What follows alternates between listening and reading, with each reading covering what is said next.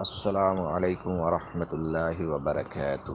بسم اللہ الرحمن الرحیم۔ سورۃ الفاتحہ آیت نمبر 3۔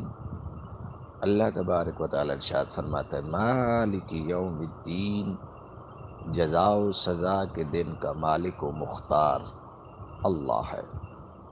اس دن جب اللہ تبارک و تعالی کے سامنے ہم سب اکٹھے حاضر ہوں گے قیامت کے دن، تو اس دن جزا سزا کا جو مالک ہے وہ اللہ تبارک و تعالی ہے۔ اس کے سامنے اس دن کسی کی نہیں چلے گی، کیونکہ اس دن اللہ تبارک و تعالی کا جو نام ہے وہ قہار ہوگا۔ سورۃ المؤمن آیت نمبر 16 میں اللہ تبارک و تعالی ارشاد فرماتا ہے یوم ہم بارزون لا یخفی علی اللہ منہم شیء، جس دن وہ سب قبروں سے نکل پڑیں گے اور ان کے اعمال سے کچھ بھی اللہ پر پوشیدہ نہیں رہے گا۔ لمن الملک، لمن الملک اليوم، پھر ارشاد ہوگا